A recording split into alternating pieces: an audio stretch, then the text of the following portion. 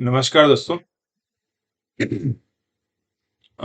आज मैं जो सब्जेक्ट पे लेक्चर लेने की सोच रहा हूँ, जो मैंने आपको पहले बात की थी, वो है running allowance rule. Running allowance जो सब्जेक्ट है वो जनरली थोड़ा सा आइसोलेटेड रहा है शुरू से ही। जो रेलवे कर्मचारी, मेरे ख्याल से 13 लाख कर्मचारी हैं, उसमें कुछ बहुत कम संख्या में जो है वो रनिंग स्टाफ है।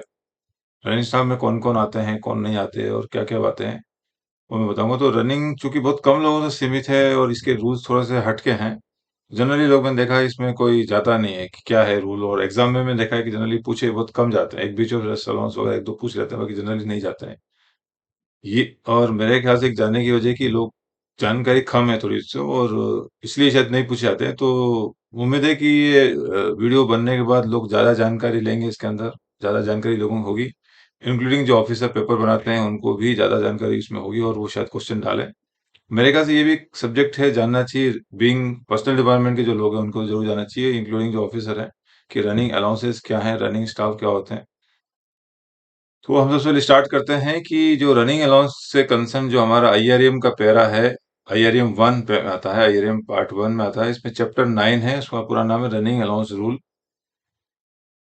क्या होता है इसमें स्टार्ट करते हैं। जो पैरा 9.1 है, 901, running allowance for the staff performing running duties. तो running allowance rules are called the rules for the payment of running and other allowances to the running staff on the railways coming to force with effect from 1/8 1981। 1981 में हमारा जो एक start वो हुआ था, हमारा recommendation आई थी रेलवे बोर्ड की। ये है 17/7/1981, recommendation of committee of running allowance decision. तो यहाँ ये पूरा रनिंग अलाउंस के अंदर डिटेल में उन्होंने पूरा डिसीजन हुआ। जो कमिटी बैठी थी और कमिटी में जो थे यहाँ पे दोनों यूनियन के साथ कंसल्टेशन के बाद, जो एनएफआई और एआरएफ की जो थी उनकी इनके साथ कंसल्टेशन के बाद जो प्रोविजंस निकाले, उसके बाद ये हमारा जो आईआरएम का पैरा जो है स्टार्ट हुआ। तो ये हमारा चैप्टर है, यहाँ से स्टार्ट करते हैं। 902 बोलता है, in the provision of this rule the following term shall have the meaning assigned to them for the purpose of payment of running and other allowance to running staff. इसमें definition other अलग अलग बताई हुई है। जो मैं इस पे काम की डेफिनेशन बताता हूँ, जो काम की है वो। रनिंग ड्यूटीज और रनिंग स्टाफ कौन होते हैं वो जानना जरूरी है मेन तो रनिंग ड्यूटीज का मतलब means directly, running duties means duties directly connected with the movement of trains and performed by the running staff while employed on moving train और इंजिन्स इंक्लूडिंग शंटिंग इंजिन्स। तो running duties में कई लोग confuse होते हैं। जैसे checking staff भी train में चलता है, कई इलेक्ट्रिकल स्टाफ एसी जो मेंटेन करता है, कई लोग ट्रेन में चलते हैं। तो सिर्फ ट्रेन में चलने को ही रनिंग ड्यूटी ना नहीं कहा गया, उसमें रेलवे बोर्ड ने स्पेसिफाई किया कि रनिंग ड्यूटीज क्या होती है और रनिंग स्टाफ कौन होता है। हालांकि डेफिनेशन में क्या है कि रनिंग ड्यूटीज मतलब directly connected with the movements of train and perform by running staff. तो जो रनिंग स्टाफ जो रनिंग ड्यूटी करते हैं उन्हीं को ही रनिंग ड्यूटी कहता है। अदर देन रनिंग स्टाफ जो रनिंग ड्यूटी करेंगे उसको नहीं माना जाएगा। अदर देन रनिंग स्टाफ मतलब रनिंग स्टाफ कौन होते हैं वो आगे हम चलते हैं। रनिंग स्टाफ की डेफिनेशन बताइए 4 में। Running staff perform running duty shall refer to railway servant two categories mention below. ये हमारे पूरे जो रनिंग स्टाफ जो इंडियन रेलवे में जितनी भी कैटेगरियां हैं, उसके अंदर जो रनिंग स्टाफ किसको कहते हैं वो बताया कि driver including motorman and rail motor drivers बस एक्सक्लूडिंग शंटर्स, शंटर्स यहाँ दे दिया आपने। Fireman including instructing fireman, electric assistant और electric locos and diesel assistant drivers, assistant loco diesel. यानी कॉमन मोटा मोटा हम बात करें तो जो लोको पायलट, पहले हम ड्राइवर बोलते थे, अभी लोको पायलट है। Loco pilot, shunters, assistant loco pilot जो होते हैं, इंक्लूडिंग मेल एक्सप्रेस ड्राइवर, जो पूरी जो इनकी एबीसी है, सभी लोग लोको मतलब मैकेनिकल साइड से जो ये लोग आते हैं, इनको रनिंग स्टाफ कहते हैं। और ट्रैफिक जो हमारा डिपार्टमेंट है, ट्रांसपोर्टेशन डिपार्टमेंट, जिसमें ट्रैफिक एंड कमर्शियल होता है स्टाफ होते हैं, और ट्रैफिक में गार्ड या राइट हैंड साइड में दिखा हुआ गार्ड एंड असिस्टेंट गार्ड, ये जो है ट्रैफिक रनिंग स्टाफ कहलाए जाते हैं। और लोको रनिंग स्टाफ में ये लोग लोको रनिंग स्टाफ कहलाए जाते हैं। अब इन लोगों को जो अलाउंस मिलता है, तो एक बार बता दूं, रनिंग स्टाफ को ऐसा नहीं सिर्फ रनिंग स्टाफ ही मिलता है, सॉरी रनिंग अलाउंस मिलता है। उनको हमारी तरह night duty, transportation allowance, children education allowance, काफी सारे अलाउंस जो हमको मिलते हैं, वो सारे अलाउंस उनको भी मिलता है। ऐसा नहीं कि उनको नहीं मिलेंगे, उनको भी मिलेंगे। बीइंग ए रेलवे सर्वेंट, जो रेलवे एम्प्लॉय को, नॉर्मल रेलवे एम्प्लॉय को जो मिलते हैं, जो छुट्टियां मिलती है, जो बेनिफिट मिलते हैं, सारे सारे जो बेनिफिट है उनको भी मिलते हैं। जब तक कि स्पेसिफिक कहा जाए उनको नहीं मिलेगा। जैसे ट्रैवलिंग अलाउंस रूल मैंने बताया था पुराने वीडियो में, तो ट्रैवलिंग अलाउंस रूल में स्पेशल केस में अगर सस्पेंशन में हो तो एक प्रोविजन दिया एक सर्कुलर में 1983-84 का था। बाकी नॉर्मल केस में रनिंग स्टाफ को सिर्फ ट्रैवलिंग अलाउंस या किसी और मामले में मना किया तो नहीं मिलेगा। बाकी जनरली सारे बेनिफिट मिलते हैं। तो रनिंग अलाउंस जो है वो सिर्फ रनिंग स्टाफ को मिलता है, इसलिए इनको रनिंग अलाउंस बोलते हैं। डेफिनेशन पढ़ के सुना देता हूँ। Running allowance means an allowance ordinarily granted to running staff in terms of and at the rate specified in this rule and oblique or modified by the central government in the Ministry of Railway for the performance of duties directly connected with the charge change of moving train and included a kilometer allowance and allowances lieu kilometer but not excluded special compulsory allowance। एक तो मैं बता दूं, कई लोग हमारे जो साथी भाई लोग हैं जो हिंदी प्रेमी हैं उनको थोड़ी सी शिकायत रहती है कि सर हिंदी में आप नहीं बता रहे, जो लिखा हुआ हिंदी में है। तो रनिंग अलाउंस के बारे में मैं बता दूं आपको कि जो इंग्लिश में है ये पूरा के पूरा मेरे पास हिंदी में भी है। ये पूरा ये देखिए हिंदी में पूरा है। ये हिंदी मैंने इसको ट्रांसलेट किया हुआ है। इसके अलावा हिंदी के अंदर आईआरएम का पूरा के पूरा हिंदी जो ऑफिशियल जो रेल बोर्ड ने निकाला वो भी मेरे पास है आईआरएम की कॉपी। तो वो भी मैं अपने डिस्क्रिप्शन में इसको बाद में ऐड करूंगा। तो जो हिंदी वाले हैं वो चाहे तो उसका बाद में प्रिंट निकाल के और प्रिंट के साथ मेरा जो वीडियो देख सकते हैं ताकि उनको ज्यादा समझ में आए। तो अभी मैं सिर्फ इंग्लिश की बात कर रहा हूँ मैं। तो अलाउंसेस के बारे में बता दिए कि जो directly connected with moving of train होते हैं उनको किलोमीटर अलाउंस और allowance in lieu of kilometre मिलता है। इसके बाद शंटिंग के लिए भी शंटिंग की ड्यूटीज बार बार आएगी। तो शंटिंग क्या होता है बता दूं। Shunting means schedule goods train regularly run for picking up and detaching wagon. जो शंटिंग सबको जनरल मालूम होगा कि कोई भी गाड़ी के इंजन को जोड़ना है अलग करना है, इस तरह जो गतिविधि होती है उसको शंटिंग कहा जाता है, शंटिंग ट्रेन कहा जाता है। बाकी काफी सारे उसमें है, वो अभी डीप में जाएंगे तो कंफ्यूज आप हो जाएंगे। जो इंपॉर्टेंट चीजें बता दूं।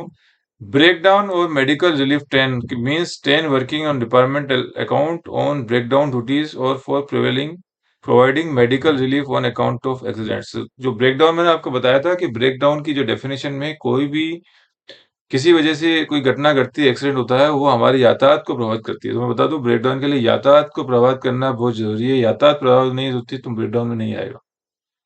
और उसके लिए एक एआरएम बोलते हैं, medical relief accident medical relief train जो होती है जिसमें मेडिकल के स्टाफ होते हैं जो इमीडिएट कोई भी एक्सीडेंट होता है उस साइड पे जब जाने हेल्प करने के लिए उनको तैयार रखा जाता है कि कभी कोई घटना घट जाए तो तुरंत मेडिकल रिलीफ के लिए मेडिकल स्टाफ होते हैं वो इसमें जाते हैं। अब जो एक है बहुत कई लोग पढ़ने में स्पीडली निकाल देते हैं, लेकिन मेरे हिसाब से जो बहुत इंपॉर्टेंट चीज है वो है stationary post. Stationary post refer to all post excluding those specified in item 4। Item 4 में मैंने बताया था रनिंग स्टाफ कहा गया था। यहाँ ये हमारा आइटम 4 है, ये 4 है, ये 4 रनिंग स्टाफ है। तो कई लोग कंफ्यूज होते हैं कि स्टेशनरी स्टाफ कौन हो कहलाएंगे। कईयों को गलतफहमी है कि स्टेशनरी पोस्ट मतलब जैसे मैं बैठा हूँ ऑफिस में बैठा हूँ मैं, डिवीजन में बैठे रहते हैं ऑफिस में, या जो लोग ऑफिस में बैठे रहते हैं वो स्टेशनरी पोस्ट है। ऐसा मेरे हिसाब से नहीं है। एक बात मैं दोबारा बोलना भूल गया स्टार्टिंग में कि मैं आईआरएम बता रहा हूँ, उससे मेरी जान कोशिश है कि लोगों को थोड़ी जो मेरी जानकारी है मैं आपको शेयर करूं। मेरा ऐसा कहीं इरादा नहीं है कि मैं जो बता रहा हूँ वो सही है। तो मैं जस्ट बता दूं कि सिर्फ मैं अपना इंटरप्रिटेशन शेयर कर रहा हूँ। हो सकता है मेरा इंटरप्रिटेशन गलत हो। तो अगर आपको लगता है किसी मामले में तो आप अपने लेवल पे ऑफिशियल लेवल पे आगे जा सकते हैं। और आपको लगता है किसी चीज से सहमत नहीं है तो आप अपनी बात अपने कमेंट बॉक्स में लिख सकते हैं। तो ये मैं आपको बता रहा हूँ, ये सिर्फ मेरा इंटरप्रिटेशन है। तो स्टेशनरी पोस्ट की जो डेफिनेशन मैं बता दूं आपकी, रेलवे में जैसे दो तरह की पोस्टें होती है सिलेक्शन के हिसाब से, सिलेक्शन पोस्ट और नॉन सिलेक्शन पोस्ट। ये दो ही पोस्टें हैं रेलवे बोर्ड में। जितनी भी कैटेगरीज हैं, जितनी ही पोस्ट है उसको दो भागों में डिवाइड कर दिया, सिलेक्शन और non selection. Similarly as far as running post is concerned, it has also been divided between two types of post. One is running post and other is stationary post. All those posts which are not classified as running posts that are to be treated as running stationary post। ये मैं सीधी बात कहना चाहता हूँ कि जो भी post को रनिंग पोस्ट डिक्लेयर नहीं किया है वो स्टेशनरी पोस्ट होगा। जिसमें कई लोगों को गलतफहमी होती है कि इंस्पेक्टर की जो पोस्टें हैं अपनी, जैसे सीएमआई है, ट्रांसपोर्ट इंस्पेक्शन है, सीएलआई है, कि यार ये लोग तो ट्रेन में बैठते हैं, इंजन में बैठ के जाते हैं। इंजन में कोई बैठ के जाए, कहीं भी बैठ के जाए, चाहे छत पे बैठ के जाए इंजन की, मुझे उससे मतलब नहीं है। मैं जितना कहना चाहूंगा आपसे कि रनिंग पोस्ट रेलवे बोर्ड ने पैरा 4 में डिक्लेयर कर दिया है, और ये इसमें अगर आपकी कैटेगरी आती है तो वो रनिंग पोस्ट है, नहीं आती है तो वो स्टेशनरी पोस्ट कहलाई जाएगी। क्यों मैं इतना जोड़ कर रहा हूँ आगे मालूम चलेगा, इसमें काफी सारी चीज जुड़ी हुई है। और सिमिलरली स्टेशनरी ड्यूटीज की भी डेफिनेशन कही है। Stationary duties refer to duties perform other than running duty specified under item 3, जो मैंने बताया था रनिंग ड्यूटी। तो रनिंग ड्यूटीज वही होती है जो रनिंग स्टाफ परफॉर्म करते हैं। जो हालांकि पारिवारिक भाषा में लिखा हुआ है कि मूविंग ट्रेन में जो सफर करते हैं या इंजन में जो सफर करते हैं, इंजन में कई लोग टीआई भी जाते हैं, कई लोग जाते हैं, हम भी जाते हैं इंस्पेक्शन में, इंजन इंस्पेक्शन या फुट प्लेट करते हैं। तो इंजन में जाने से नहीं होता है, आप कनेक्शन तो रहेगा आपका कि मूवमेंट में, मूविंग ट्रेन में जा रहे हैं, इंजन में जा रहे हैं, लेकिन जो रनिंग स्टाफ जो परफॉर्म करते हैं चलती हुई गाड़ी में या इंजन में, उन्हीं को ही रनिंग ड्यूटीज कहा जाता है। इसके अंदर जो डेफिनेशन में रेगुलेशन आता है, regulation means the hours of employment regulation in so far as they apply to running staff. Running staff मतलब कहना मतलब ये कि ये लोग भी एचओआर के अंदर गवर्न है। Signing on and signing off shall have the same meaning as in hours of employed regulation। HOAR में जो साइनिंग ऑफ साइनिंग का है, सेम वही मीनिंग यहाँ पर है। अब आता है कि रनिंग ड्यूटी जो रनिंग स्टाफ करते हैं तो उनके लिए कुछ एक विशेष प्रिविलेज सरकार ने दिए हैं। वो है पे एलिमेंट इन रनिंग अलाउंस। ये जनरली जो लोग तैयारी कर रहे हैं उनको मैक्सिमम को मालूम होगा, लेकिन जो बिल्कुल ही जीरो नॉलेज वाले हैं उनको मैं बता दूं कि रनिंग स्टाफ के बारे में कहा गया है कि 30% of the basic pay of the running staff will be treated to be in the nature of pay representative the pay element in running allowance. This pay element would fall under class 3 of rule 1303 FR 921 FR 921A, that is emolument which are specifically classed as pay for the president। इनको जो पे है, पे के अंदर additional 30% का benefit दिया जाता है, पे एलिमेंट कहा जाता है। कोई भी जो पे फिक्सेशन अगर हम करते हैं और इवन के सैलरी बेनिफिट जो मिलते हैं अलाउंसेस, सब में इनको 3% एक्स्ट्रा बेनिफिट दिया जाता है। और आगे जैसे हम डिटेल में बात करेंगे, मैं आपको समझ में आ जाएगा कि पे एलिमेंट 30% एक्स्ट्रा मिलता है, ना कि उसमें इंक्लूसिव होता है। DNS allowance on the pay element of running allowance, the running staff shall be paid DNS allowance at the appropriate rate sanctioned by the government from time to time on the basic pay plus pay element of running allowance, that is 30% रुपए। इनको DNS allowance जो मिलते हैं और जितने भी जो बाकी allowance हैं इनके पे उसमें 30% को काउंट किया जाता है। फॉर एग्जाम्पल 1 लाख रुपए किसी की बेसिक है, सपोज मेरी 1 लाख बेसिक है, तो मुझे 1 लाख के ऊपर जो आज की तारीख में 38% डीए चल रहा है, तो 38,000 रुपए मुझे डीए मिलेगा। लेकिन रनिंग स्टाफ के मामले में 13% पे काउंट करते हैं, यानी 1,30,000 उसका बेसिक हो जाता है। अगर 1 लाख है कोई रनिंग स्टाफ, उसका भी 1 लाख है, मेरा भी 1 लाख है, तो मुझे सिर्फ 38,000 रुपये मिलेगा। और रनिंग स्टाफ को 1,30,000 के ऊपर 30% निकाला जाएगा, उसके ऊपर उसका डी बढ़ेगा, जो काफी अच्छा अमाउंट हो जाएगा।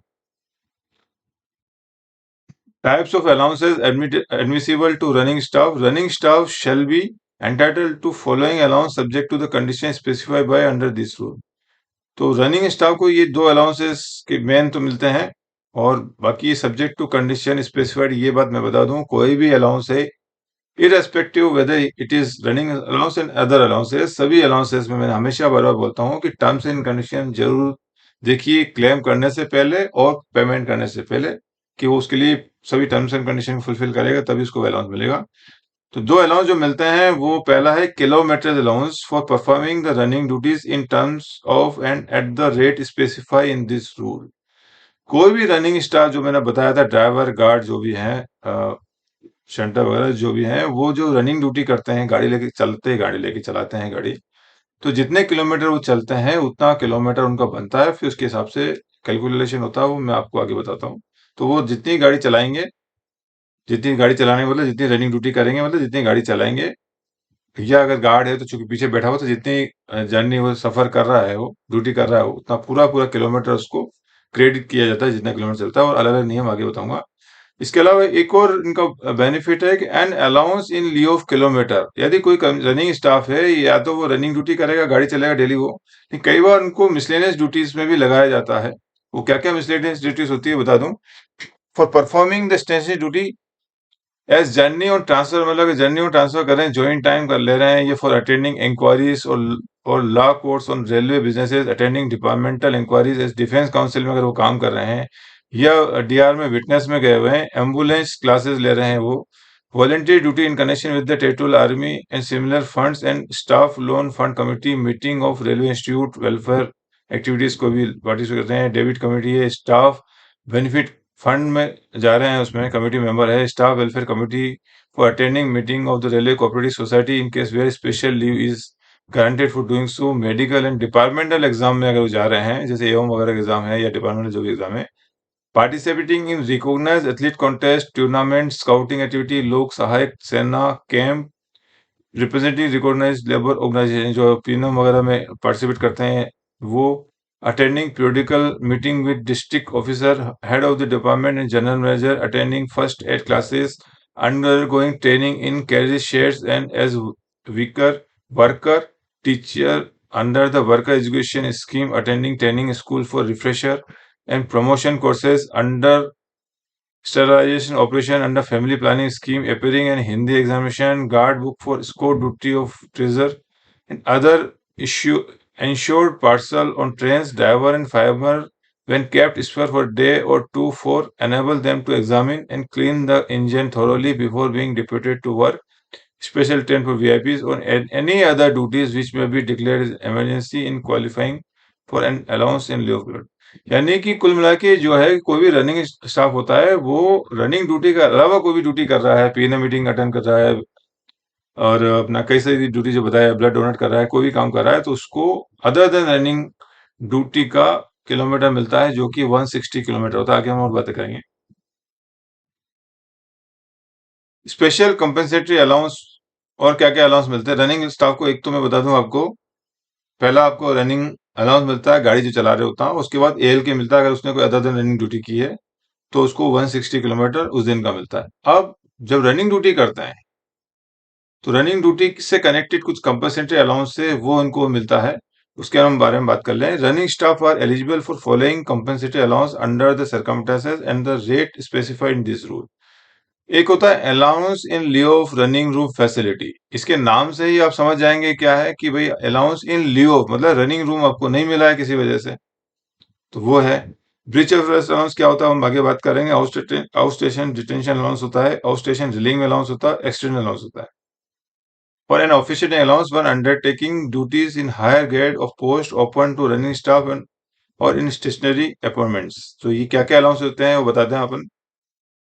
सबसे पहले तो मैं बता दूं आपको किलोमीटर अलाउंस स्टार्ट होगा अभी यहाँ पे। अलाउंसेस की हम बात कर रहे हैं, किलोमीटर अलाउंसेस में the rate of running allowance for every 100 kilometre shall be as specified by the company authority from time to time. तो हर ये जितनी गाड़ी चलाते हैं उतनी गाड़ी चलाने के हिसाब से, ऐसा नहीं कि 25 किलोमीटर का उनको अमाउंट देंगे, मिनिमम 100 उसको राउंड ऑफ करते हैं 100 किलोमीटर। तो 100 के हिसाब से रेट फिक्स है कि 100 में इतना, 200 में इतना, 300 मिनिमम 100 को ही के हिसाब से रेट फिक्स किए हुए हैं।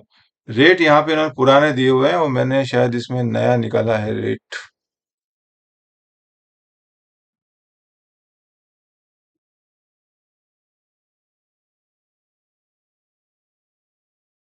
ये मैंने आपको रनिंग अलाउंस जब बता रहा था उस दिन मैंने बताया था ये 85/19 है 2019 में 7 पीसी के हिसाब से रेट निकले हैं, ये मैं बता दूं आपको।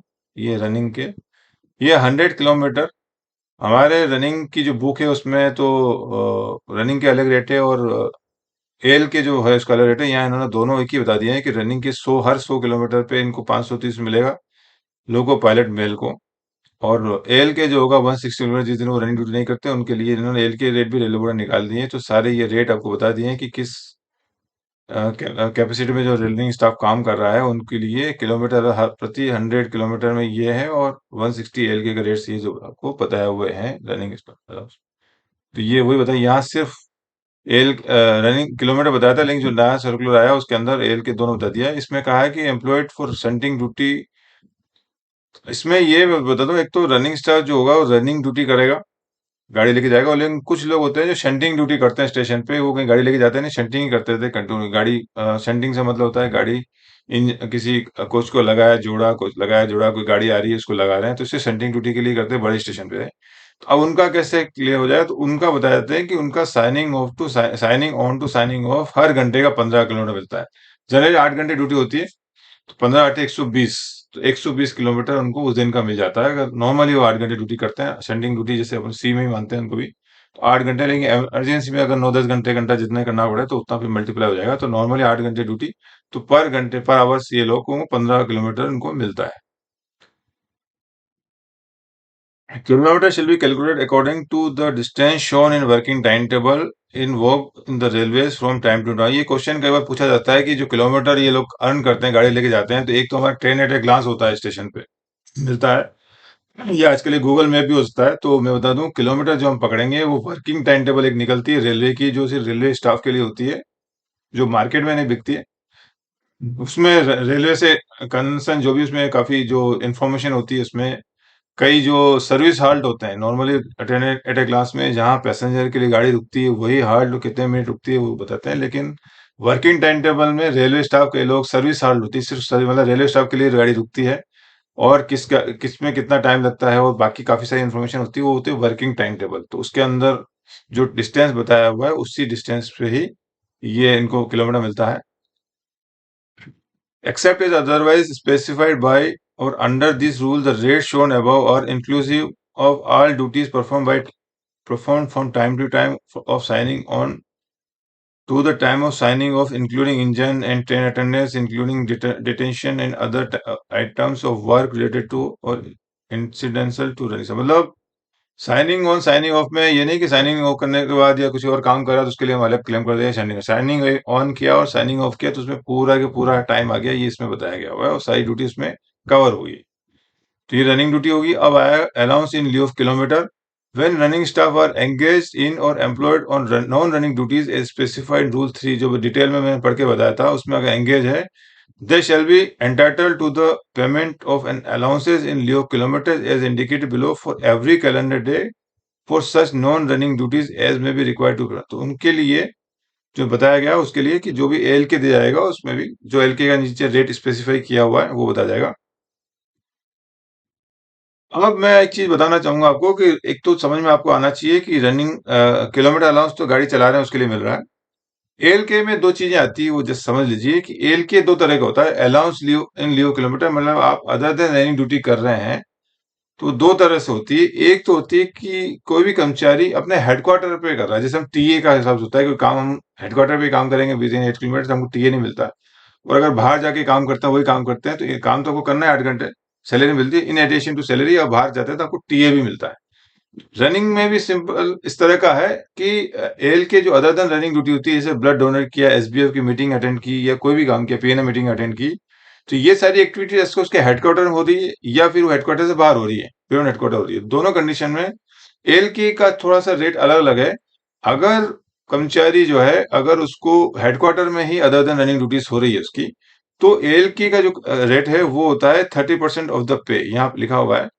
When such non-running duties are performed by the running staff at their headquarters, they shall be paid the pay element of running allowance, namely 30% of the basic pay applicable for the day।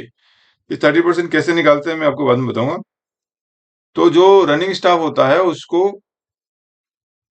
अगर वो headquarter में ही PNM है, जो भी miscellaneous duty कर रहा था running, तो उसकी बेसिक में 30% जो पे जो होता है वो पे एलिमेंट उसको दिया जाता है, जो कि एप्लीकेबल फॉर द डे। यानी 30% जो होता है वो 30 दिन का होता है, तो एक दिन का जो होता है वो लगभग 1% के आसपास आएगा। तो जो पे एलिमेंट है यानी 1 लाख रुपया उसका बेसिक है, तो एक दिन का जनरली एवरेज हम पकड़े हैं तो 1,000 रुपया। तो यानी एक बंदा जो है रनिंग स्टाफ जो है अगर हेडक्वार्टर पे ही पीएनएम है आपकी, या ब्लड डोनेट कर रहा है, या मेडिकल में गया हुआ है, पीएमई में गया हुआ है, किसी में भी गया हुआ है, तो एक दिन का उसको 1,000 रुपये मिलेगा एवरेज। एग्जैक्ट कैलकुलेशन मैंने आपको उसमें बाद में बताऊंगा मैं आपको। तो ये मान लीजिए कि 1 लाख रुपए बेसिक है, तो उसको लगभग 1,000 रुपये के आसपास उसको मिलेगा, 1,00,000 मिलेगा। लेकिन वही रनिंग ड्यूटी मान लीजिए अगर वो बाहर गया हुआ है, मान लीजिए अहमदाबाद की अगर बात करूं तो अहमदाबाद में मान लीजिए कोई गांधीधाम वाला बंदा है, या पालनपुर का बंदा है, महसाना का बंदा है, वो अहमदाबाद में आता है, मेडिकल करवाने आता है या पीएनएम अटेंड करने आता है, तो अब इसको बोलते हैं कि हेडक्वार्टर से बाहर उसने अदर देन रनिंग ड्यूटी की, तो इसके लिए इसको 160 किलोमीटर मिलता है। तो यानी हेडक्वार्टर में काम करेगा तो उसको 30% of the pay applicable for the, इसका जो भी 30% है वो मिलेगा उसको। 30% उस दिन का, यानी उस दिन का 1% होता है, 30% जो होता है वो 30, मतलब 30 दिन मान लीजिए उसने कोई काम किया, 30 दिन में वो ट्रेनिंग में रहा मान लीजिए कंटिन्यू, तो 30 दिन में तो पूरा लाख का 30,000 मिलेगा पूरे महीने के लिए, तो एक दिन के लिए 1,000 मिलेगा। इस तरह का है वो हेडक्वार्टर के लिए। बाहर होगा तो उसको 160 किलोमीटर मिलेगा, और यहाँ पे भी रेट मैंने आपको बताए थे इसके अंदर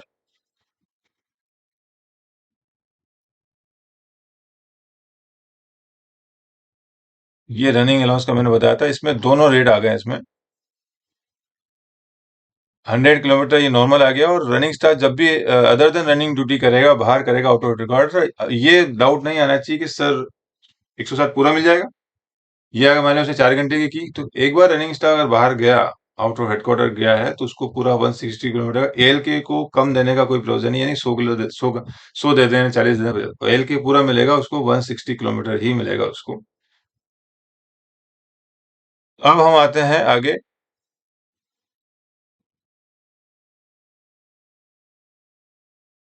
provided that if during the same calendar day a member of running staff is engaged in running as well as non running duty, मतलब ऐसा भी होता है कोई कर्मचारी है, उसने गाड़ी चला के, मान ली रात को 12 बजे से गाड़ी चला रहा है, सुबह 6 बजे गाड़ी चला के आया हो, ये 4 घंटे गाड़ी चला के आया हो, फिर उसको बोलेगा आज तुम्हारा मेडिकल ड्यू, जाओ मेडिकल भी करा के आ जाओ, या पीएनएम में भी जाना हो, तो यार सुबह 6 बजे आया हो रनिंग ड्यूटी करके, गाड़ी चला के, और सुबह फिर 10 बजे फिर पीएनएम अटेंड करने जा रहा है, तो ऐसा होता है कि एक ही दिन में दो ड्यूटी करना पड़ा है। तो उसमें कहा गया है कि during the same calendar, member of running staff engage in running as well as non-running duties, and if the non-running duties are of 4 hours duration or more, then he will draw both kilometer allowance for the trip performed as well as allowance in lieu kilometer in full। यानी अगर वो non running duty उसकी 4 घंटे से ज्यादा की है उसकी, तो उसको दोनों के दोनों मिलेंगे, रनिंग ड्यूटी में जितने किलोमीटर है वो तो मिलेंगे, प्लस उसको एल के भी 160 किलोमीटर पूरा मिलेगा, ये बोला गया है। नोट इसमें 1 में बताया, allowance in lieu kilometre shall also be additional for intervening Sunday holiday while undergoing training for promotion refresher courses at out station. यानी कोई आदमी प्रमोशन में ट्रेनिंग में जा रहा है, ट्रेनिंग में उदयपुर जैसे जेडआरटीआई में जाते हैं ट्रेनिंग में, अगर वो जेडआरटीआई मतलब वो उदयपुर में ही रहता है रनिंग वाला, उदयपुर की मैं बात कर रहा हूँ, वेस्टर्न रेलवे का जो है या एनडब्ल्यूआर का, अगर उदयपुर में ही रहता है, वहां का ये ड्राइवर है, तो ऑब्वियसली उसको तो 30% मिलेगा पूरे महीने के लिए। लेकिन बाहर से जो अहमदाबाद वाले जितने डिवीजन वाले अगर उदयपुर जाते हैं ट्रेनिंग के लिए, उनको पर डे का 160 किलोमीटर मिलेगा। अब ये डाउट आता है कि जो ट्रेनिंग सेंटर होते हैं वो जनरली मंडे टू लेके सैटरडे तक होते हैं, संडे उनका ऑफ होता है, या बीच में अभी होली दिवाली का त्योहार आ गया, जो भी हमारे एनएच आरएच जीएच जो होते हैं वो होते हैं, उस दिन भी ट्रेनिंग स्कूल बंद होता है। तो ये रूल ये बोलता है कि जो 6 दिन जो वर्किंग डे के हिसाब से हॉलीडे या रेस्ट भी हुआ, संडे भी हुआ, उस दिन का भी 160 किलोमीटर उसको मिलेगा, ये रूल बोलता है आपको। अब आएगा, when running staff attend training school for refresh and promotion courses, लोक सेवा सहायक सेवा camp at a place outside the headquarter and where free messing is provided, they shall be entitled for payment of ALK at the half the normal rate specified in rule 907। तो जैसे मैंने बताया कि उदयपुर में ये लोग ले रहे हैं, तो एएलके मिलेगा 160 किलोमीटर, लेकिन वहां खाने की फैसिलिटी दिया हुआ है, मेसिंग फैसिलिटी, तो फिर वहां पे 80 किलोमीटर ही मिलेगा। हालांकि जैसे मैंने बताया कि अब पहले किसी जमाने में टीए भी इन लोगों को 20% मिलता था, अभी वहां पे सिस्टम बंद कर दिया है, वहां मैन्युअली कैश देते हैं खाना खाने के लिए, यानी कि सरकारी तरफ से बंद हो गया है वो। तो वहां पे जैसे टीए भी 100% हो गया, तो मुझे लगता है कि अब चूंकि ये रनिंग वाले भी जाते होंगे उदयपुर में, इनसे भी पैसा भरवाते होंगे, तो अब इनको भी फुल मिलेगा। लेकिन अगर वहां पे फ्री मैसिंग फैसिलिटी दिया है, जहां पे भी कहीं पे भी जाते हैं ट्रेनिंग में, तो फिर एएल के हाफ हाफ रेट में ही मिलेगा। Guard undergoing training as selection controller and driver undergoing training as power controller in general school or in control offices where promotion as such provided they are not accommodated against non-running posts during the period of training are entitled ALK half rate or full rate depending upon whether free messing is और is not provided तुम्हें। यानी कोई भी इसमें बताया कि driver guard लोग जो होते हैं, कई बार प्रमोशन सिलेक्शन हो जाता है इनका, गार्ड लोगों का सेक्शन कंट्रोल में, मतलब एटीनल में सिलेक्शन हो जाता है, ड्राइवर जो होते हैं पीसीआर सीसीआर में सिलेक्शन हो जाता है, तो वो सिलेक्शन से पहले इनको प्री प्रमोशनल ट्रेनिंग करनी पड़ती है बीइंग सेफ्टी कैटेगरी। तो उस ट्रेनिंग के दौरान, हालांकि वो स्टेशनरी पोस्ट पे नहीं है, वो है तो गार्ड ही है वो, तो भी उनको जो एल के मिलेगा हाफ रेट पे या फुल रेट पे है, फुल भी मिल सकता है, ये डिपेंड करता है कि वहां पे जहाँ पे उनको ट्रेनिंग दी जा रही है वहां पे मैसिंग फैसिलिटी है कि नहीं है। तो ये कहा, अगर मैसिंग फैसिलिटी है तो हाफ मिलेगा, और नहीं है तो फिर पूरा मिलेगा इनको। अब जो कंपनसेटरी अलाउंस की मैंने बात की थी वो आ गई है इसमें, allowance in lieu of running room facility at out station where running rooms are not provided, running staff may be paid compensatory allowance known as allowance in lieu kilometre allowance of running room facilities at the rate specified for every 24 hours or part thereof recount from the time of signing off at the outstation subject to the period of rest exceeding 4 hours between train arrival and train departure. इसमें कहा गया है कि कोई भी running staff है तो generally running वालों को रनिंग रूम फैसिलिटी जनरली तो मिलती है, मेरा मानना है। कई बार ऐसा होता है जैसे कि रोड साइड में गाड़ी खड़ी कर दी, वहाँ मिली नहीं, फैसिलिटी नहीं मिल रही। ऐसा भी होता है गाड़ी किसी वजह से कहीं फंस गई गाड़ी। तो अगर रनिंग स्टाफ को जहाँ भी उनको रुकने का बोला जाता है वहाँ रनिंग रूम फैसिलिटी नहीं है तो उसके रेट्स के हिसाब से प्रत्येक 24 घंटे साइनिंग ऑन के बाद प्रत्येक 24 घंटे के लिए जो अलाउंस भी मिलता है, लेकिन उसके लिए कंडीशन डाली है कि मिनिमम 4 आवर्स, एक गाड़ी आने के बाद दूसरी गाड़ी अगर लेट हो रही है तो मिनिमम 4 घंटे के बाद ही मिलेगा आपको। उसके बीच में होगा तो नहीं मिलेगा। तो ये है। और ये मैंने आपको अलाउंस, रनिंग अलाउंस में बताया था आपको। इसके अंदर ये हमारा मैं जब बताया था रनिंग अलाउंस का, तो इसके अंदर रेट्स मैं बता दूं आपको। ये हमारा लेटेस्ट रेट है। Allowance in Leo kilometre in lieu of running room facility loco pilot को मिलता है हर 24 घंटे के लिए है 112 रुपये, गार्ड को 112 है, लोको पायलट सेंटर को 81 रुपीज, फायरमैन वगैरह जो है इनको 70 और ब्रेकमैन असिस्टेंट गार्ड को 70 रुपये। और सेंटिंग ड्यूटी अलाउंस अभी नहीं आ रहा है, अभी हमने रनिंग रूम की बात की तो रनिंग रूम की ही बात करते हैं। तो ये हमारा हो गया कंडीशन रनिंग रूम का। अगर रनिंग रूम फैसिलिटी नहीं मिली तो रनिंग स्टाफ को रनिंग रूम अलाउंस मिलता है। अब इसमें कुछ बातें और कंडीशंस मैंने बताया, कोई भी अलाउंस देने से पहले कंडीशंस कोई देखता नहीं है, तो मैंने ये लेक्चर दे रहा हूँ कि लोग कंडीशंस भी जान लें क्या क्या कंडीशंस है। इससे पहली condition, in respect of running room where cook are not provided the allowance shall be admissible at the half rate. अगर रनिंग के जो मैंने बताया जो रेट अभी दिखाए हैं वो रेट है इंक्लूसिंग ऑफ मेसिंग फैसिलिटी है। अगर मान लीजिए किसी रनिंग स्टाफ को रूम तो मिल गया है, फैसिलिटी मिल गई है, लेकिन वहाँ बेसिक फैसिलिटी उसको नहीं मिल रही है तो फिर 50% रेट में मिलेगा जो भी है उसका। In case of ballast and material trains and train ship goods when the staff taking rest in crew rest one may be paid on allowance at the half rate of the allowances in lieu of running room facility during the hard days crew are not present। यानी कई ऐसे होते हैं जो ballast material train जो होती है goods train ship goods van है, जो गाड़ियां जिसमें स्टाफ जो जाते हैं उसमें क्रू रेस्ट वन होता है। तो क्रू रेस्ट वन है तो चूंकि उनको रेस्ट की फैसिलिटी मिल गई, लेकिन उसके अंदर कुक की फैसिलिटी नहीं होती, तो इसलिए उनको जो रेस्ट रूम जो ये अलाउंस है जो इन लिeu ऑफ रेस्ट रूम वो 50% मिलेगा। क्योंकि रेस्ट की फैसिलिटी तो मिल गई उनको, लेकिन कुक की फैसिलिटी नहीं मिली। तो ये जो रेस्ट रूम फैसिलिटी के अंदर दो फैसिलिटी मिलनी चाहिए आपको, एक तो रेस्ट रूम की फैसिलिटी मिलनी चाहिए और मैसिंग फैसिलिटी, खाने की कुक की सुविधा मिलनी चाहिए। अगर नहीं मिलती है कुक की तो 50% मिलेगा। तो यहाँ पे वही बात उन्होंने कही।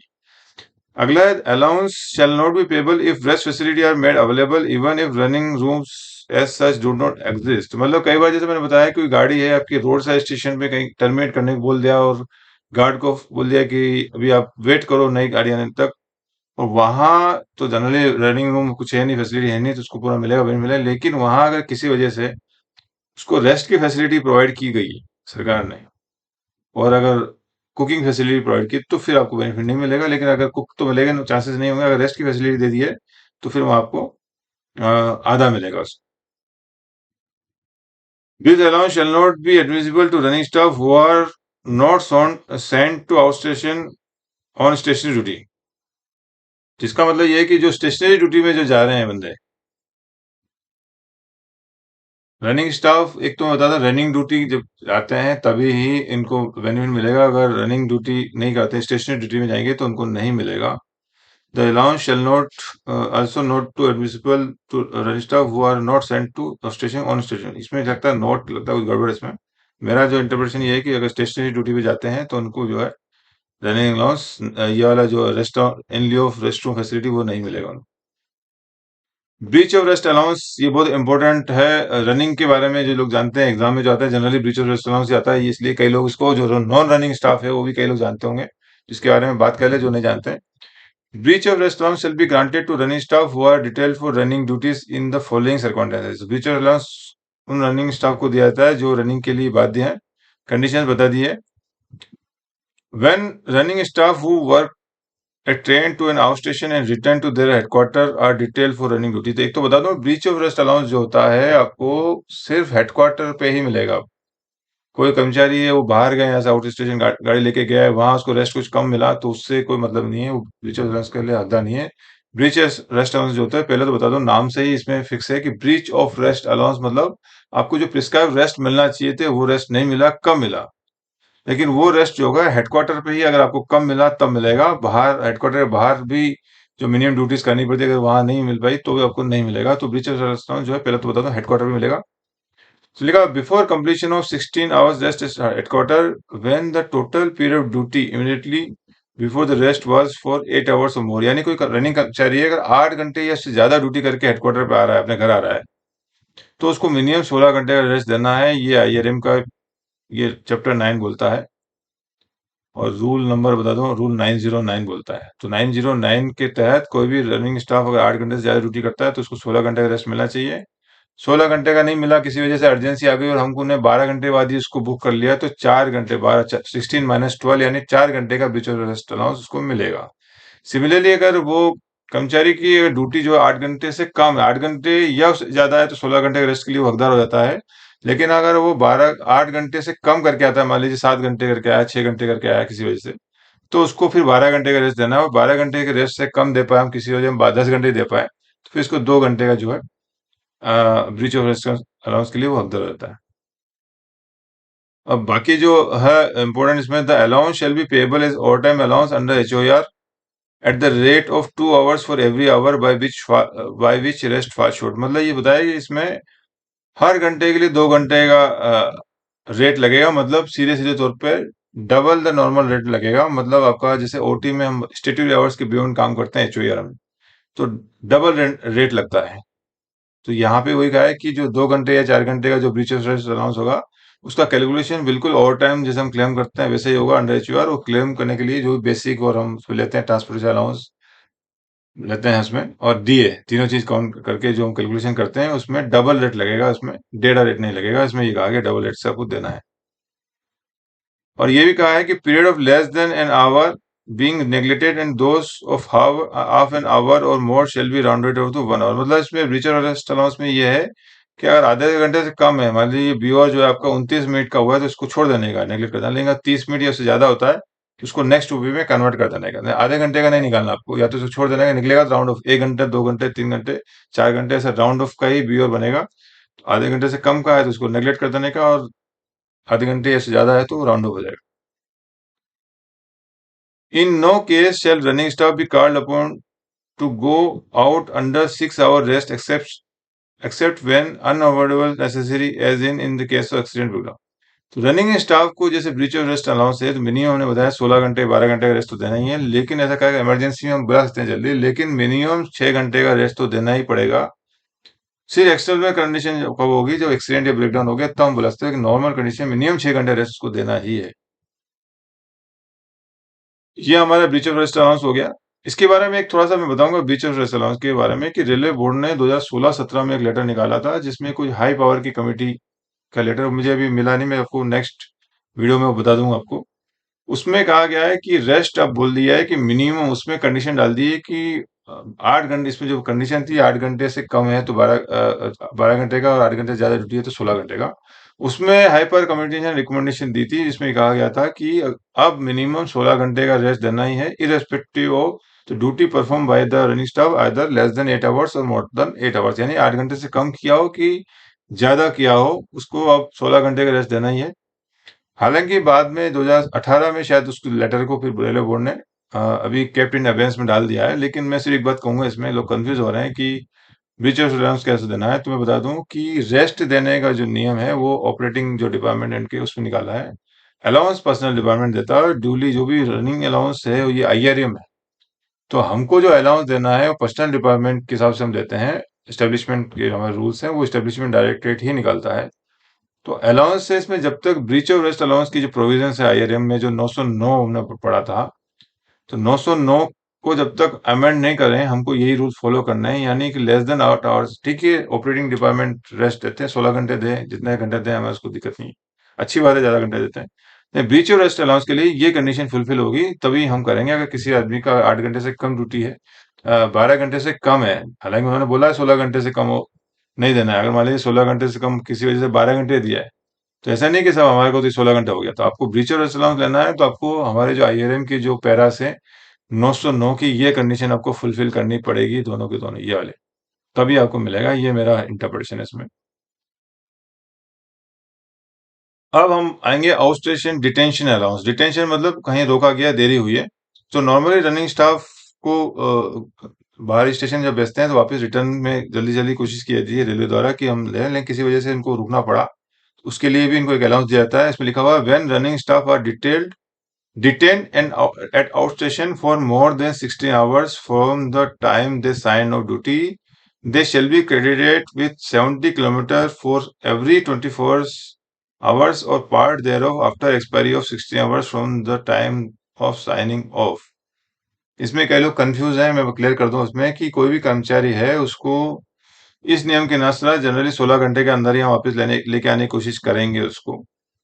तो अगर 16 घंटे में नहीं ला पाए, 16 घंटे में अगर आ गया बंदा, तो फिर ये अलाउंस नहीं मिलेगा उसको। लेकिन 16 घंटे में हम उसको दूसरी गाड़ी नहीं दे पाए और वहां 16 घंटे के बाद भी वहां रुका, तो 16 घंटे के बाद हर 24 घंटे के लिए उसको जो है 70 किलोमीटर मिलेगा। उसको मैं समझा दूं कि ऐसा नहीं कि एक ड्यूटी जो किसी ने अभी की 16 घंटे, मतलब सुबह 8 बजे ड्यूटी ऑफ ड्यूटी की, तो रात को 12 बजे तक जो उसको देना है, लेकिन नहीं दे पाए, तो कई लोग ऐसा सोचते हैं कि हर 24, जैसे ऑफ ड्यूटी किया सुबह 8 बजे, ऑफ ड्यूटी किया सुबह और रात को 12 बजे तक, मैंने 16 घंटे, रात को 24 बजती है, तो 24 बजे तक नहीं आ पाए और मान लीजिए रात को 1 या 2 फिर अगले दिन आता है, तो उसमें हम क्रेडिट करेंगे 70 किलोमीटर। तो पहला 70 किलोमीटर जो ऐड होगा वो होगा आफ्टर 16 आवर्स, और उसके बाद दूसरा 70 कब जोड़ होगा, तो वो होगा कि 16 आवर्स के बाद हर 24 घंटे आपको काउंट करना है, न कि साइनिंग ऑफ से हर 24 घंटे के लिए। इससे पहले जो एक दूसरा अलाउंस था उसमें एवरी 24 घंटे लिखा हुआ है, लेकिन आउट स्टेशन डिटेंशन के अंदर 16 आवर्स के बाद ही हर 24 घंटे लिखा हुआ है। यानी कि पहला जो आपको मिलेगा 70 किलोमीटर, वो मिलेगा आपको 16 आवर्स के बाद, यानी 17 घंटे आप वहां रुके तो आपको 70 किलोमीटर मिलेगा। अगला 70 लेने के लिए फिर वहां से 16 प्लस 24 दोनों को जोड़ेंगे, कितना हो जाएगा, 24 30 40 घंटे। तो 40 घंटे के बाद दूसरा मिलेगा, 70 मिलेगा, और 40 के बाद फिर हम 24 जोड़ेंगे, यानी 64। तो 64 आवर्स के बाद फिर तीसरा 70 मिलेगा।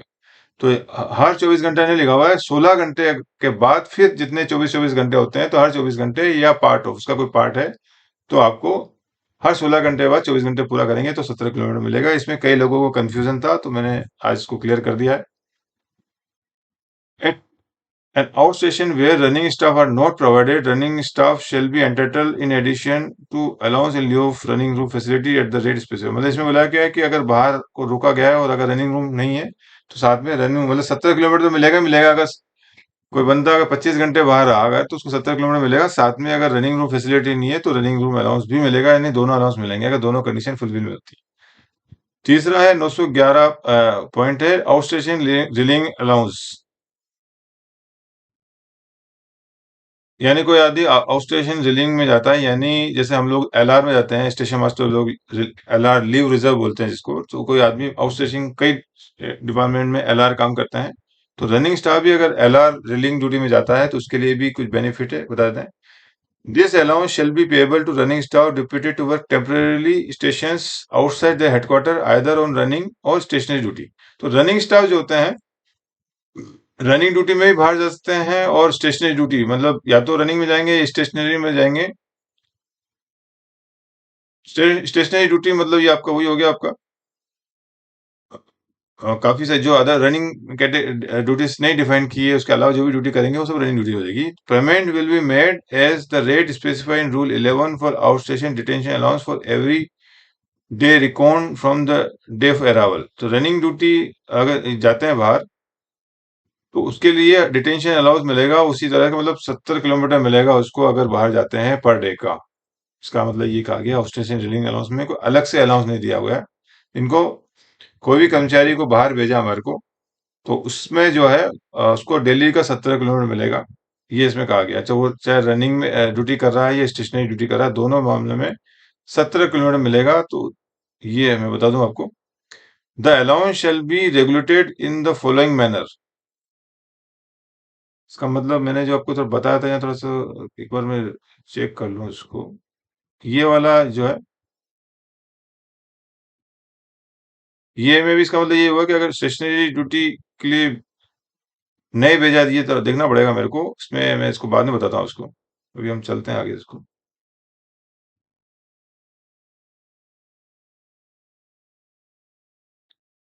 This allowance shall B regulated in following manner. तो रनिंग स्टाफ को जब हम बाहर भेजेंगे तो पहला कंडीशन होगा, कई बार वो हायर पोस्ट में जाता है, ऑफिशियलिंग करता है। इसमें लिखा हुआ है when a running staff are sent to an out station to officiate in higher grades post, allowance shall be paid a period of 14 days. तो जैसे बताया कि 17 किलोमीटर तक मिलेगा रोज का, बाहर जाते हैं, लेकिन हायर पोस्ट पे जब जाते हैं तो आपको सिर्फ 14 दिन मिलेगा। और अगर सेम कैपेसिटी में जाते हैं तो आपको मैक्सिमम 2 महीने मिलेगा। तो इसका मतलब बता दूं क्या है, लोगों को समझ में नहीं आ रहा है तो बता दूं कि जैसे हम बाहर जाते हैं, आउट स्टेशन ड्यूटी करने जाते हैं, तो हम अदर देन रनिंग स्टाफ जैसे हम लोग होते हैं, हमको टीए मिलता है। तो टीए की भी एक लिमिट है। कितनी लिमिट है? तो टीए की जो लिमिट है वो मैक्सिमम 180 डेज है। अप टू 180 डेज जो आपको फुल मिल जाएगा, उसके बाद टीए की जो 180 डेज का जीरो मिलेगा। ये आपका रूल है, आईआरएम में देख लीजिए, 16 नंबर चैप्टर है। आईआरएससी 16 नंबर चैप्टर है, पार्ट 2 में। तो सिमिलरली रनिंग वालों के लिए रूल बताया हुआ है कि कोई भी रनिंग स्टाफ है जो आउट ऑफ स्टेशन स्टेशनरी या अदर देन रनिंग ड्यूटी करता है, दोनों में करेगा, तो उसको अप टू सेम कैपेसिटी में जाएगा, तो उसको मैक्सिमम 2 मंथ्स ही उसको देना है, ये बताया गया हुआ है। The period of journey to and from the relieving station shall be treated as duty, either spare running and the allowances paid accordingly. इसमें ये भी कहा गया है कि जब अब दूसरी स्टेशन पे जा रहे हैं तो जो जर्नी जो पीरियड है जाने में आने में, उसको भी ड्यूटी माना जाएगा, उसके हिसाब से अलाउंस भी पेमेंट किया जाएगा। अब अगला आ गया accident allowance. Running staff were held up at out station other than their headquarter due to an accident for a period exceeding 8 hours. किसी, मान लीजिए कोई कर्मचारी है, उसको अगर किसी वजह से एक्सीडेंट की वजह से उसको रुकना पड़ा बाहर, तो उसको अगर जैसे 8 घंटे हो जाएगा उसको, उसके बाद भी उसको एक्सीडेंट अलाउंस मिलेगा।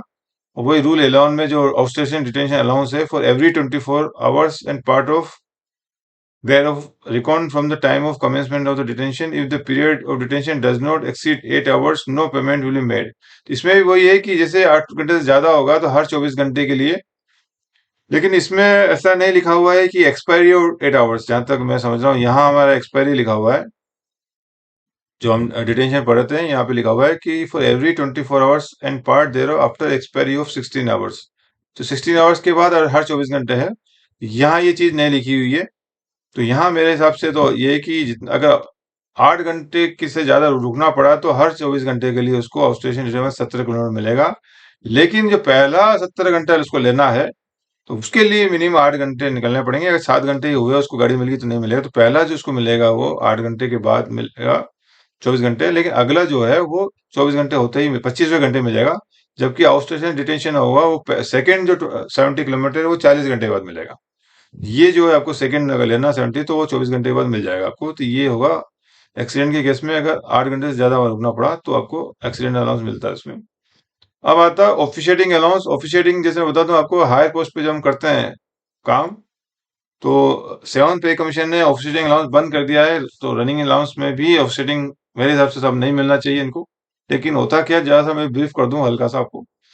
तो इसमें कहा गया running staff, when running staff are put to officiate और रनिंग पोस्ट फॉर 30 डेज और लेस। कोई भी रनिंग कर्मचारी है, जैसे मान लीजिए कोई गुड्स गार्ड है या सीनियर गुड्स गार्ड है, वो सीनियर पैसेंजर में जाता है या सीनियर पैसेंजर मेरिक्स में जाता है, तो जो भी हायर जाता है तो उनको जो किलोमीटर मिलते हैं, मान लो 100 किलोमीटर चला के गाड़ी आए, तो अब उसको पोस्ट पे काम कर रहा है तो उसको 115 किलोमीटर मतलब 15 किलोमीटर मिलता है एक्स्ट्रा। ये उसको बेनिफिट होता है।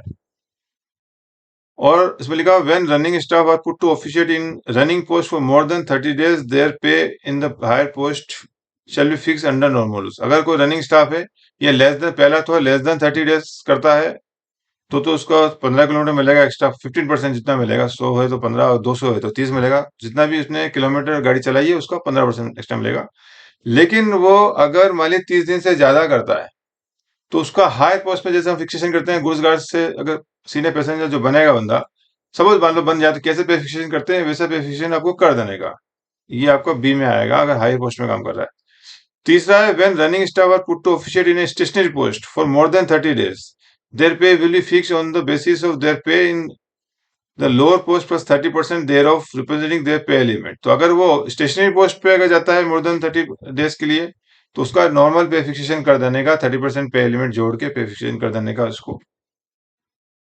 और चौथा इसमें बताया the pay fixation of running staff put official in station post for a period of 30 days और लेस। लेस के अंदर जो भी है shall continue to be regulated in terms of para 911 to A of Indian railway. तो अगर less than 30 days है तो 911 टू ए हमको देखना पड़ेगा। 911 टू ए, 911 टू ये मिलेगा आपको। इस तरह करना है कि अगर मान लीजिए ऑफिशिएटिंग कर रहा है तो उसको 17 किलोमीटर वाले मामला था इसमें, और वो मैक्सिमम हायर पोस्ट में कर रहा है तो 14 दिन करेगा, और सेम पोस्ट में करेगा 2 महीना उसको मिलेगा। ये हमको 14 इसके हिसाब से देना पड़ेगा। अब हम आएंगे मिनिमम गारंटी किलोमीटर पे।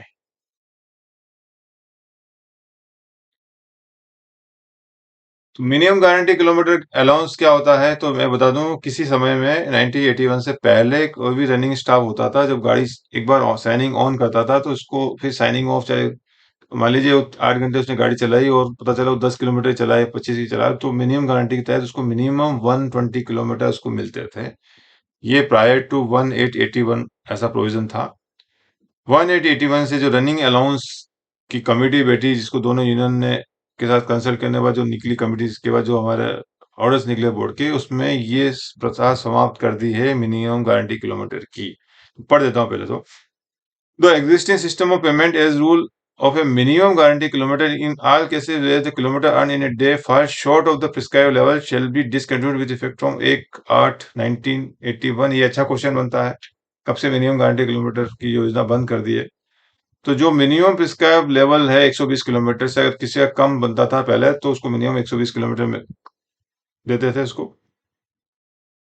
बाद में ये सिस्टम 1/8/91 से बंद कर 81 से बंद कर दिया है। हाउएवर ईच रेलवे, फिर कहा, लेकिन इसमें कहा क्या है, सरकार ने एक बात बोली है कि however each railway shall identify such section and circumstances which do not have the potential for enabling the running staff to earn adequate kilometre within the stipulated duty hours for these identified section and circumstances. The running staff shall be paid the kilometer at the rate of 120 kilometer for the full stipulated duty hours। 1981 से पहले जो हमारी जो देश की जो मामला था, गाड़ियां काफी, ट्रैक उतने अच्छे नहीं थे, और डबल लाइन भी काफी कम थे, इंजन उतने बराबर नहीं थे। बाद में काफी डेवलपमेंट हुआ रेलवे में, अभी तो बहुत ही फास्ट हो गया, डबल लाइन मैक्सिमम हो गया है। तो अभी जो है नॉर्मली लोग, जो उनकी 8 घंटे की ड्यूटी होती है, वो 100 किलोमीटर रन कर लेते हैं।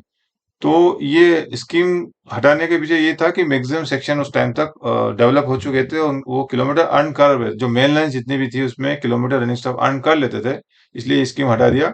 लेकिन सरकार ने बोला है कि कई जो ब्रांच लाइनें जो होती हैं, खासतौर से मीटर गेज में है, कई, अभी तो मीटर गेज लगभग भी काफी खत्म हो गया, लेकिन अभी भी कई इंडियन रेलवे में कई जगह मीटर गेज ट्रेन है जहां 120 किलोमीटर अर्न नहीं कर पाते, या कई ब्रांच लाइन है जहां जो भी रीजन है, सर्कमस्टांसेस है, उसकी वजह से वो अर्न नहीं कर पाते। तो भारत सरकार ने बोला है जोनल रेलवे को कि आपके अगर यहाँ पे ऐसे सेक्शंस हैं, ऐसे सर्कमस्टांसेस हैं जहां गाड़ियां के जो ड्राइवर्स गार्ड होते हैं वो 120 किलोमीटर अर्न नहीं कर पाते, तो ऐसे सेक्शन को आइडेंटिफाई कीजिए, और एडिशनल सेक्शन आइडेंटिफाई करने के बाद आप वहां पे मिनिमम 120 किलोमीटर उनको मिलेगा। तो इसके लिए बता दूं मैं आपको जानकारी के लिए, कि हर डिवीजन के अंदर जो सीनियर डॉम, जो भी ऑफिसर्स होते हैं, मैकेनिकल के जो ऑफिसर होते हैं, वो मिलकर आइडेंटिफाई करते हैं सेक्शंस को, कि किन सेक्शन में अर्न नहीं कर पाते, और फिर वो अकाउंट्स वेट होकर हेडक्वार्टर जाता है। हेडक्वार्टर में जो कमेटी होती है, उसमें 3 जनरल एसएसजी के ऑफिसर होते हैं, वो फिर उसको एग्जामिन करके फिर प्रॉपर उसका वेट होता है अकाउंट्स, वहां पे भी हेडक्वार्टर अकाउंट्स भी उसको वेट करता है। फिर एक अप्रूवल आने के बाद फिर वो एक लिस्ट निकलती है, जो ऑर्डर निकलते हैं कि कौन कौन से सेक्शन जो है आइडेंटिफाई किए हुए हैं।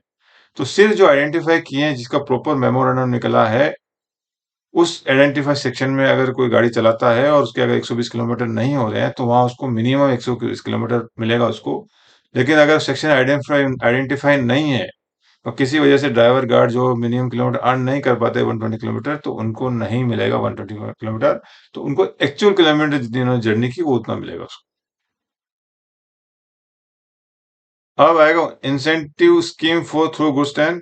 मेरे हिसाब से 1 घंटा हो गया है, हम अगला इसके बाद हम अगले में इसको करूंगा दूसरे पार्ट के अंदर। और मैं बता दूं आपको कि रनिंग में मैंने वीडियो बनाया, तो सोच रहा हूँ रनिंग के कुछ टॉपिक्स आपसे डिस्कस कर लूं। तो फर्स्ट पार्ट में मैंने आधा रनिंग अलाउंस करवा दिया है, सेकंड पार्ट में रिमेनिंग कर दूंगा। उसके बाद फिर एलआईस लोको इंस्पेक्टर पावर कंट्रोलर के भी कुछ अलाउंसेस हैं। फिर एक तीसरा वीडियो बनाने की सोच रहा हूँ, जिसमें कुछ रनिंग अलाउंस के ऊपर, रनिंग स्टाफ के लिए रेलवे बोर्ड ने कुछ सर्कुलर निकाले हैं, उस सर्कुलर पे थोड़ा डिस्कशन करूंगा। तो मेरी इच्छा है कि 2-3 वीडियो बना के रनिंग स्टाफ का जो सब्जेक्ट है उसको आपको समझाऊं। मुझे उम्मीद है कि తెలుగు వాళ్ళ కోసం ముందంటాం మీకు ఈ రన్నింగ్ అలౌన్స్ మీకు ఎలా ఉంది? మీకు ముందు నుంచి తెలుసా లేదా? తెలియపోతే ఇది ఎలా ఉంది మీకు బాగా అర్థమైందా లేదా? కొంచెం ప్లీజ్ చెప్పండి. आपके लिए रनिंग स्टाफ जो लोग नहीं जानते थे या जो कम जानते थे, ये मैंने समझाया आपको कैसा लगा रनिंग स्टाफ? प्लीज़ इस बारे में कमेंट्स ज़रूर दें, ये मेरी जो एफर्ट्स है वो कितनी सक्सेसफुल हुई है। मैं सेकंड पार्ट भी जल्दी ही बनाऊँगा, तो मैं उम्मीद करता हूँ इसमें आप इसको आपको ये वीडियो अच्छा लगा होगा। धन्यवाद।